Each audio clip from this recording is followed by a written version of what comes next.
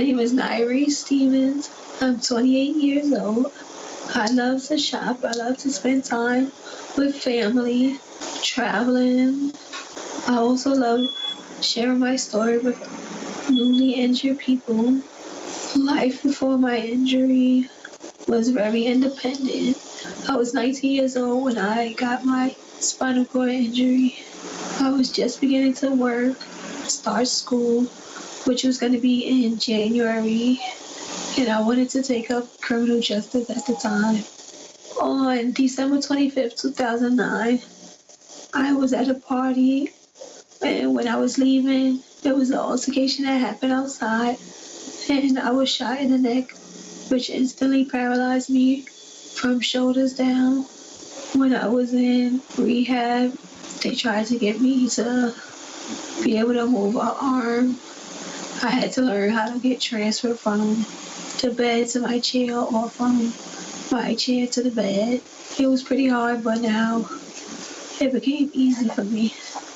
I was lucky enough that I had elevator in my building. It was a ramp to get in my building. So I was able to come home after my rehab. My biggest challenge with recovery was trusting people to transfer me in and out of bed, for people to have to dress me or bathe me, also feed me.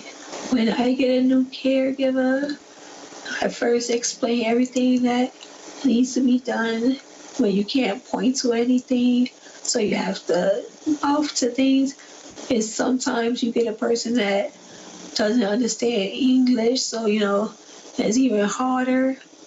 But it's easy to do if it's someone that's willing to learn. If it's nighttime and I'm in bed, I have to be rotated every 2 hours.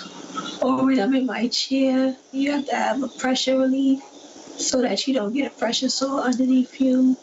I have to teach them my range of motions, which is also important so your body doesn't get stiff. When they're in class learning how to be a caregiver, it's easy to use a doll, but to practice on an actual person can be very challenging. I was even willing to be a demonstration because it's not right that they show them on a doll, and when you send them out to a patient home, there's nobody there to help them. If they never transfer anybody from a chair to a bed, if they never use a Hoyer lift on an actual person, it can be very dangerous.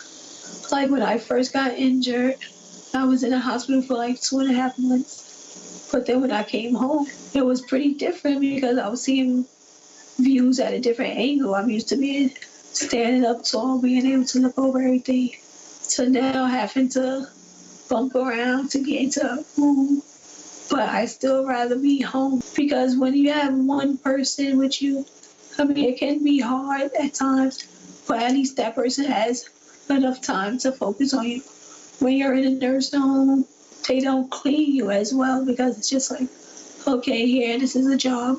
You might run into a good person that's gonna do their job very well, but it's like when they have 2 CNAs on one floor for 10 patients, there's no way that you're gonna get a full clean bath or anything. So I'd rather totally be at home. It might take us all day to do things, but they're used to me now. They know my daily routine. I get up, might have to do my bowel regimen, eat my breakfast, get dressed, and after that, they put my phone in front of me. I'm able to use my phone by myself, watch my TV, change my channels. My biggest blessing is my voice, that I can still tell people, what's going on, how I want my day to go. Also, I've seen people that's in vegetative state that can't make their own decision, that can't speak, and I'm my own advocate, which I'm lucky to be. Like right now I want to further my education, so I'm still interested in criminal justice, but I want to be an advocate for people with disabilities. Also, I would like to probably take up business because I would like to open my own home care agency. I would like to interview my patients as well as my workers what are some of the daily things that they need to do? What do they expect from a caregiver, you know? I don't want to just match up anybody with anybody. I still want to travel, so, you know, I haven't traveled within these 9.5 years, but in April I plan on going to Miami with my family. Also, in June I plan on going to California to visit my dad. One of my surprising accomplishments has been to live without my mom, being that she was here helping me. So when she passed away, I had to be my own advocate in everything, which I'm definitely doing well. It took me a while, like a couple of years, to get out of my comfort zone and to be able to go out and go to different support groups, the Women on Wheels. I was glad that I went to that group.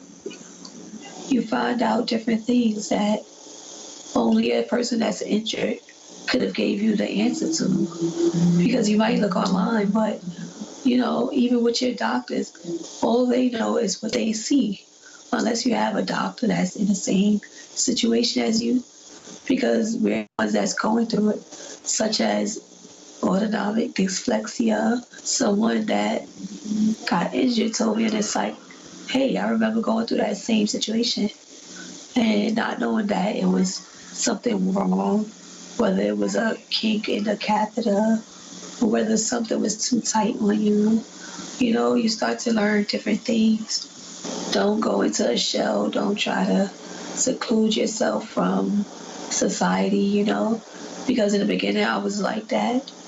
You can overcome anything that you want. You can still have your independence, type of mobility. I can still go outside. I might have to use a wheelchair, but you know, I'm still having a free life. Never give up and never look down on yourself because you're in a wheelchair. You still have a purpose in life.